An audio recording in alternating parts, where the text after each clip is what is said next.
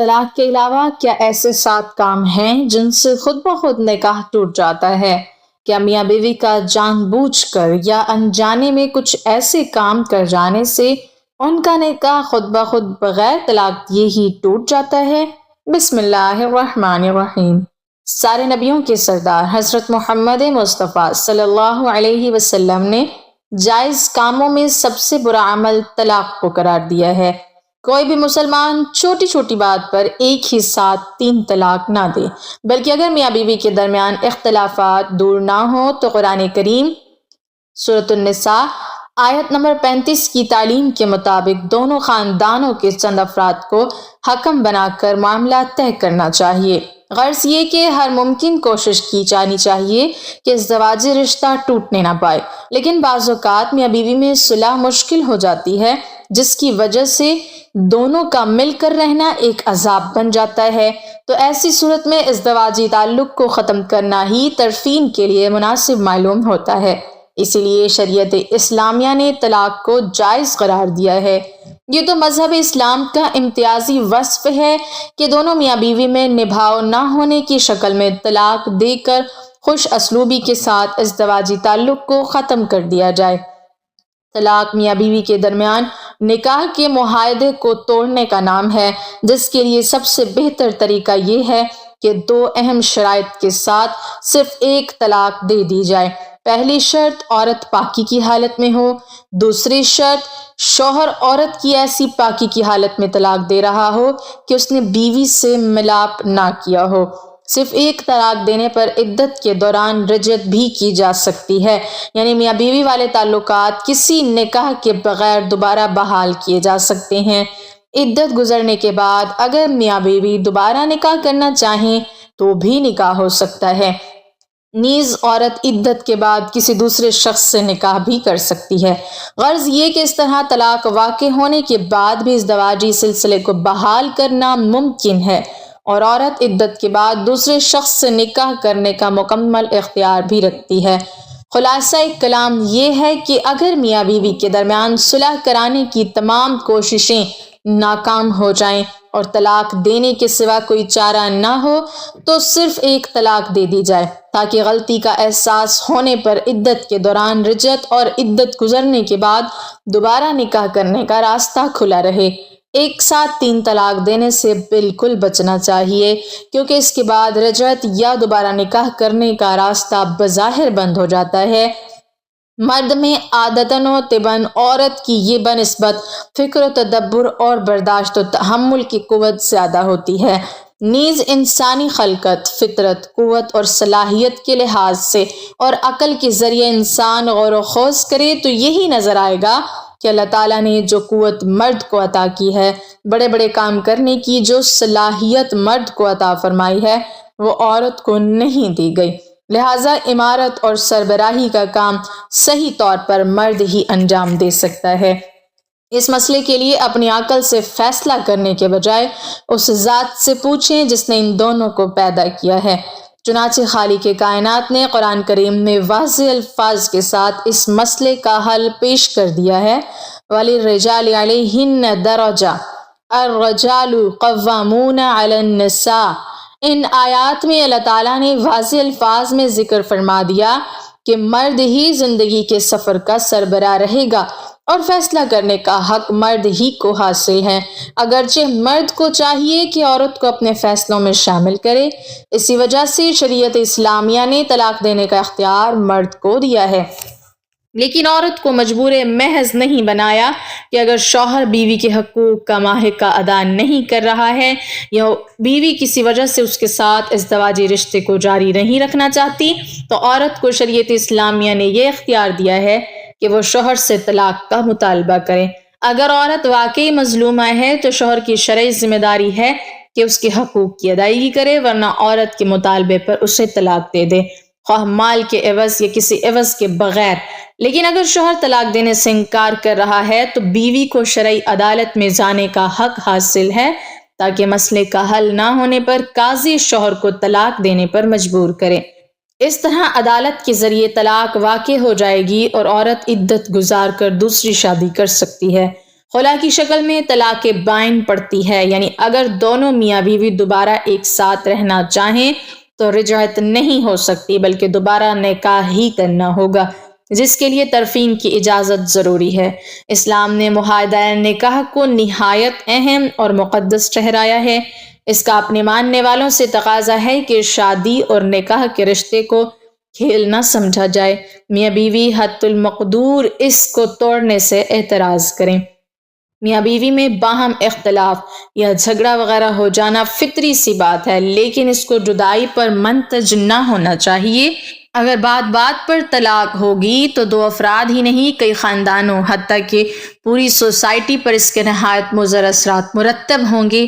چنانچہ زوجین کے متعلقین کا فریضہ ٹھہرتا ہے کہ وہ ان میں کشادگی کی صورت میں مل کر اصلاح کی کوشش کریں۔ ارشاد باری تعالیٰ ہے، اگر تمہیں ان دونوں میں کشادگی کا خوف ہو تو ایک حکم اس مرد کے اہل خانہ میں سے اور ایک حکم اس عورت کے اہل خانہ میں سے مقرر کرو اور اصلاح کی کوشش کرو۔ اگر وہ اصلاح کے خواہش مند ہوں گے تو اللہ تعالیٰ ان میں معافت پیدا کر دے گا۔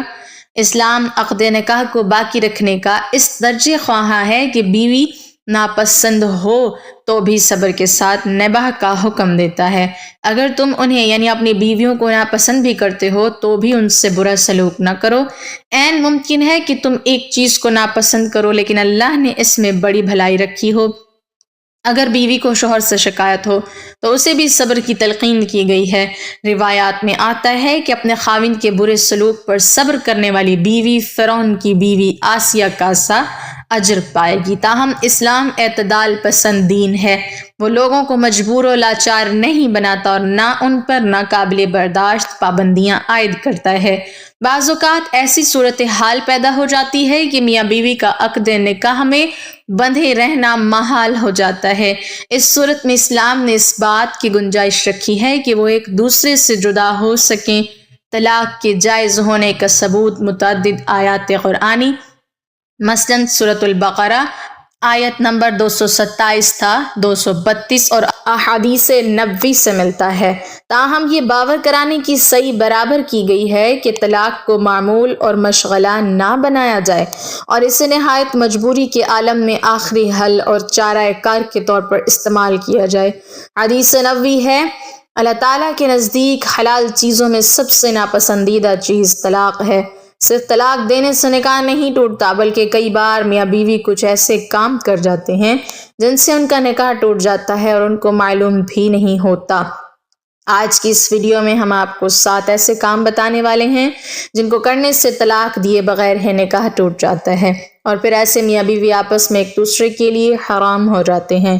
ناظرین، نکاح ہمارے پیارے نبی حضرت محمد صلی اللہ علیہ وسلم کی ایک اہم سنت ہے۔ آپ صلی اللہ علیہ وسلم نے فرمایا کہ نکاح میری سنت ہے اور جس نے میری سنت پر عمل نہ کیا اس کا مجھ سے کوئی بھی تعلق نہیں ہے۔ تو اس کا مطلب یہ ہے کہ ہر انسان کو چاہیے کہ وہ مرد ہو یا عورت ہو، نکاح ضرور کرنا چاہیے۔ اگر کوئی مرد یا عورت بلا وجہ کے نکاح نہیں کرتے ہیں اور وہ کہتے ہیں کہ ہم شادی نہیں کریں گے تو ایسے عورت اور مردوں پر اللہ تعالیٰ نے لعنت فرمائی ہے اور اس کا جنازہ بھی جائز نہیں۔ اس کے علاوہ آپ صلی اللہ علیہ وسلم نے یہ بھی ارشاد فرمایا ہے کہ جب کوئی انسان نکاح کر لیتا ہے تو اس کا آدھا دین مکمل ہو جاتا ہے۔ اس کا مطلب یہ ہے کہ نکاح کرنے سے انسان بہت سارے گناہوں سے بچ جاتا ہے۔ بے نکاح آدمی شیطان کا اعلیٰ کار ہے۔ رسول اللہ صلی اللہ علیہ وسلم نے عکاف، ایک صحابی کا نام ہے، ان سے فرمایا، اے عکاف، کیا تیری بیوی ہے؟ انہوں نے عرض کیا، نہیں۔ آپ صلی اللہ علیہ وسلم نے فرمایا، اور تو مال والا، وسعت والا ہے؟ عرض کیا، ہاں، میں مال اور وسعت والا ہوں۔ آپ صلی اللہ علیہ وسلم نے فرمایا، تو اس حالت میں تو شیطان کے بھائیوں میں سے ہے۔ اگر تو نصارہ میں سے ہوتا تو ان کا راہب ہوتا۔ بلا شبہ نکاح کرنا ہمارا طریقہ ہے۔ تم میں سب سے بدتر وہ لوگ ہیں جو بے نکاح ہیں اور مرنے والوں میں سب سے بدتر وہ ہیں جو بے نکاح ہیں۔ کیا تم شیطان سے لگاؤ رکھتے ہو؟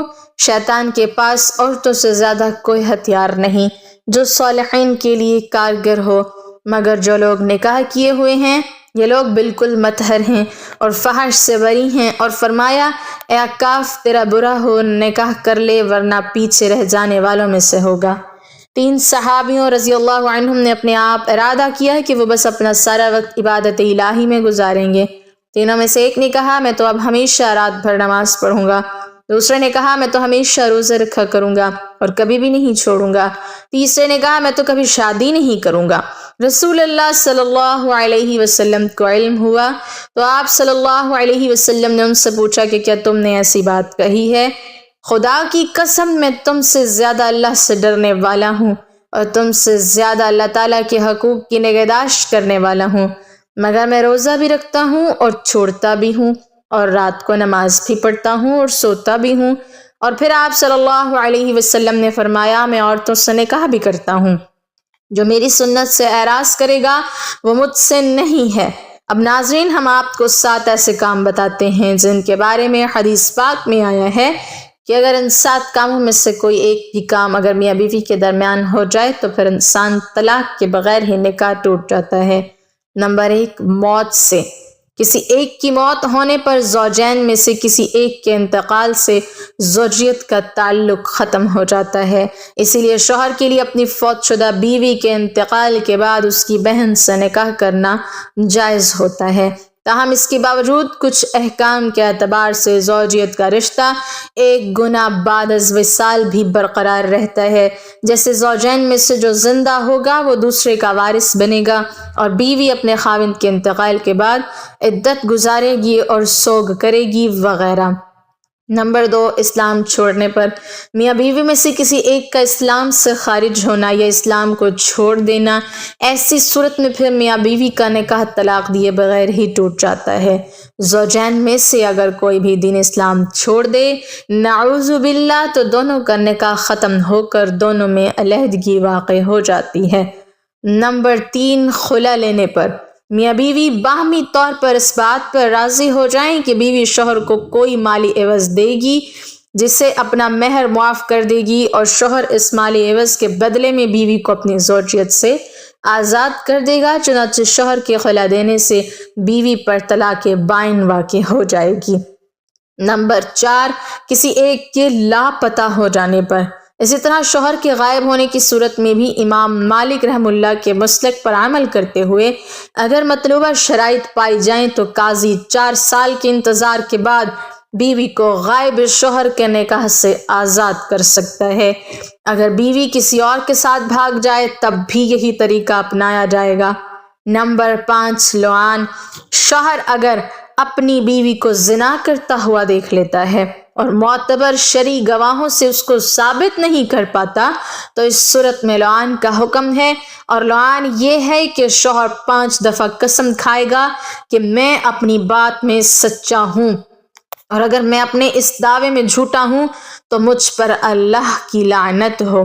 اسی طرح چونکہ بیوی کی بدکاری کی تہمت پر شرعی نصاب گواہی مکمل نہیں بلکہ صرف شوہر کا دعویٰ ہے، اس لیے بیوی کو سنگسار نہیں کیا جا سکتا، یعنی حد زنا جاری نہیں کی جا سکتی۔ تاہم شوہر کی تہمت کو اپنے سے دور کرنے کے لیے اور اپنے آپ کو زنا کی حد سے بچانے کے لیے بیوی پر بھی لازم ہوتا ہے کہ وہ 5 قسمیں کھائے کہ میرا شوہر جھوٹا ہے، اور اگر وہ سچا ہے مجھ پر اللہ کا غیظ و غضب نازل ہو۔ اگر دونوں میں سے کوئی ایک بھی قسم اٹھانے سے انکار کر دیتا ہے تو اس پر حد جاری ہوگی۔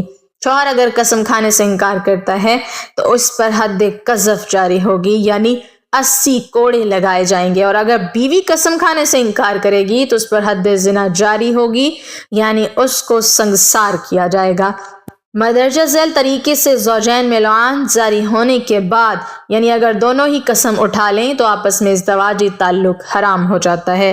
اس کے بعد یا تو شوہر طلاق دے دے یا قاضی دونوں میں تفریق کر دے۔ الا سے۔